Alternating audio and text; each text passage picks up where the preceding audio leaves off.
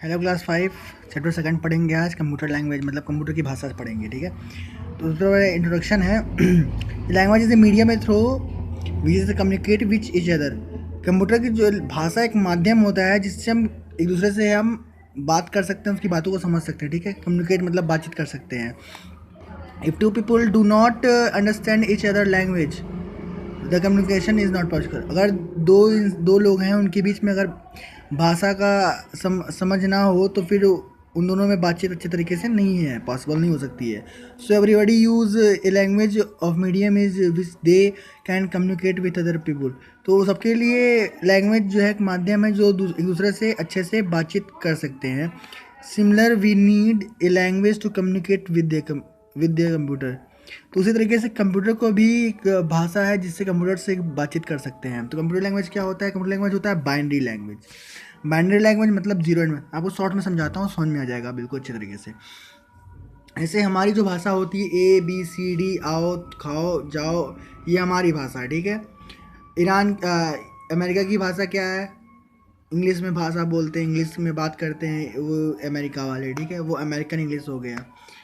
और उसी तरीके से UK मतलब यूनाइटेड किंगडम मतलब इंग्लैंड में, वहाँ पे इंग्लिश, वही इंग्लिश में बात करते हैं। वो उसकी इंग्लिश होती है, लेकिन अमेरिका की इंग्लिश अमेरिकन इंग्लिश होती है। ठीक है, चाइना में चलेंगे, चाइनीज़ बोलते हैं। ठीक है, और ऑस्ट्रेलिया में जाएंगे तो ऑस्ट्रेलिया में भी ऑस्ट्रेलियन इंग्लिश की यूज़ होती हैं। ठीक है, सऊदी अरेबिया में चल जाएंगे तो वहाँ पे अरबी यूज़ होता है। उसी तरह कंप्यूटर की भी एक लैंग्वेज, उसे कहते हैं बाइनरी लैंग्वेज। बाइनरी लैंग्वेज का मतलब होता है 0 और 1। वो दो ही चीज़ समझता है, 0 समझेगा या तो 1 समझेगा। 1 का मतलब होता है ऑन और 0 का मतलब होता है ऑफ। तो कंप्यूटर जो होता है, कंप्यूटर की जो लैंग्वेज होती है ना, वो होती है बाइनरी लैंग्वेज। इसमें 0 और 1 आते हैं, इसके अलावा और कुछ नहीं आता है, 0 और 1 ही आते हैं। 0 और 1 में उसको सब कुछ समझना होता है। वो 0 में समझ जाएगा कि आप कीबोर्ड में दबा रहे हैं तो ए का वहाँ पे कोड हुआ होगा, कंप्यूटर लैंग्वेज में ही उसका कोड हुआ होगा। जब कोड हुआ होगा, जब आप ए दबाएंगे, उसको 0 और 1 में ही कोई कोड होगा। वो प्रोसेसिंग करेगा CPU में जाके और वो आपको डिस्प्ले पे दिखा देगा कि आपने ए दबाया, तो आपको ए मिला। लेकिन उसको समझेंगे कैसे? वो समझा कैसे? वो कोड से समझा आपने कि वो आपने ए दबाया, वो ए नहीं समझा, वो कोड से समझा कि वहाँ पे कोड में क्या लिखा था, 0 लिखा था या 1 लिखा था। वो 0 एंड 1 से प्रोसेसिंग करके आपको डिस्प्ले पे 1 दे देगा। और उसमें कुछ भाषा कुछ जो भी एक स्टोरेज होता है वो आपको बता दे रहा हूँ। 0 और 1 इज कॉल्ड ए बिट।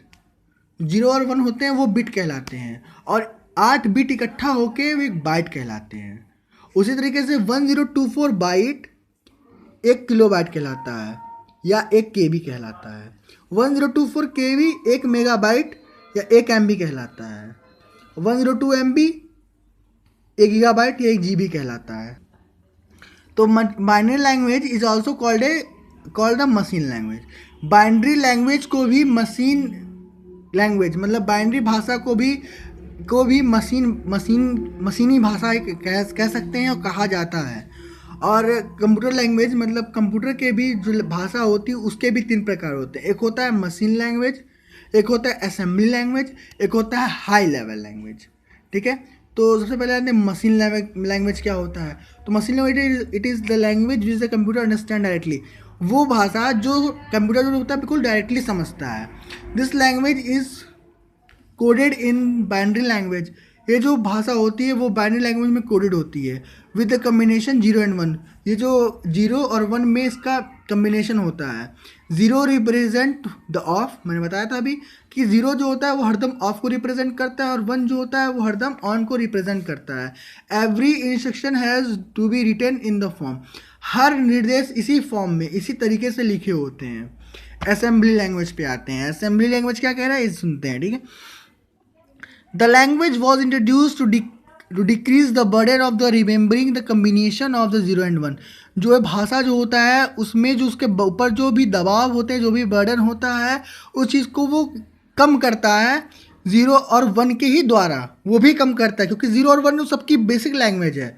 बस कौन सी भाषा जल्दी समझ में आती, कौन सी भाषा देर समझ में आती, बस इसी का दिक्कत है। ठीक है, in assembly language the instruction were written in mnemonic. ये जो असेंबली भाषा है वो रिटर्न होता है उसके मेमोनिक, उसके पुर्जों में, उसके मेमोनिक, मेमोनिक मतलब क्या, रैम, रैम में उसके निर्देश में, उसके जो निर्देश होता है उसको रैम से मिलता है, वही उसकी असेंबली लैंग्वेज होती है।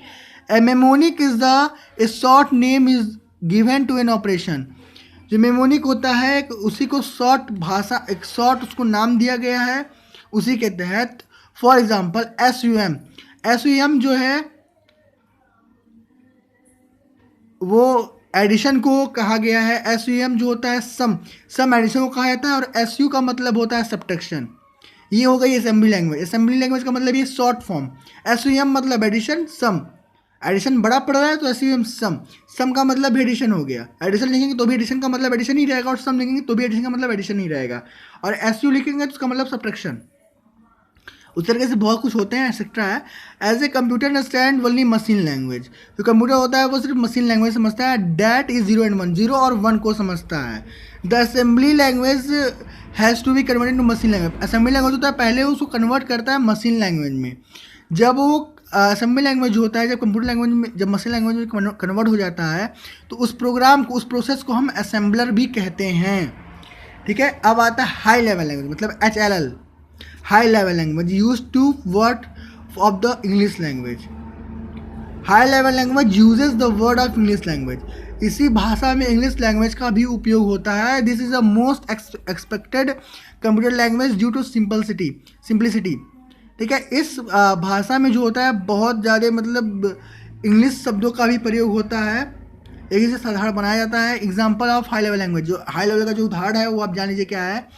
सी है, सी एक लैंग्वेज है, सी भाषा है। C++ भी लैंग्वेज है। जावा जो है प्रोग्रामिंग लैंग्वेज है।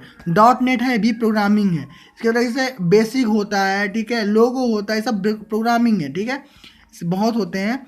The convert HL into machine language, जो HL होता है वो भी पहले मशीन लैंग्वेज में कन्वर्ट होता है 0 और 1 के द्वारा। उस सॉफ्टवेयर को, उस प्रोसेस को हम ट्रांसलेटर भी कहते हैं।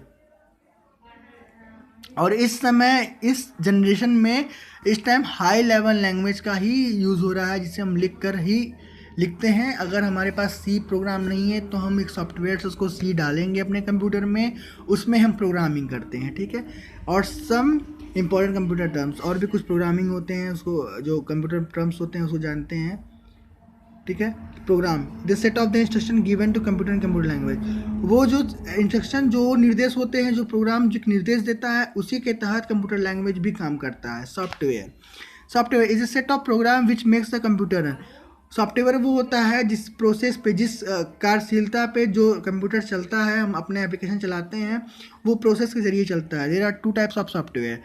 सॉफ्टवेयर भी होते हैं 2 तरह के होते हैं। एक होता है सिस्टम सॉफ्टवेयर, जो सिस्टम में जो सॉफ्टवेयर पहले से पड़े होते हैं, उसे सिस्टम सॉफ्टवेयर कहते हैं। और जो एप्लीकेशन होते हैं वो दूसरे होते हैं। जैसे हमारा फ़ोन आता है तो हमारे फ़ोन में पहले से ही क्लॉक पड़ा होता है, ठीक है, अलार्म पड़ा होता है, ठीक है, प्ले स्टोर पड़ा होता है, ठीक है, और गैलरी पड़ी होती है। ठीक है, तो ये सब जो है सिस्टम सॉफ्टवेयर में आ गया। सिस्टम ये हमारे फ़ोन में पहले से पड़ा हुआ है। एप्लीकेशन जो हम प्ले स्टोर डाउनलोड करते हैं। ठीक है, ये हो गए 2 तरीके के सॉफ्टवेयर। अब आते हैं बूटिंग। अब मैं आपको समझाया बूटिंग क्या होता है। बूटिंग हमने जैसे कि रिस्टार्ट करना है किसी चीज़ को, जैसे मुझे अपना फ़ोन रिस्टार्ट करना है, मुझे कंप्यूटर रिस्टार्ट करना है, तो उसको हम बूटिंग कहेंगे। ठीक है, जब भी हमको लगेगा कि हम दबा रहे हैं A और दब रहा है B, हम दबा रहे हैं 1, दब रहा है 0, तो वहाँ पे हम बूटिंग का यूज़ करेंगे। हमको लगेगा वो हमारे कमांड को सही तरीके से नहीं समझ रहा है, यानी उसमें कोई दिक्कत परेशानी आ चुकी है, तो वहाँ पे बूटिंग का यूज़ करेंगे।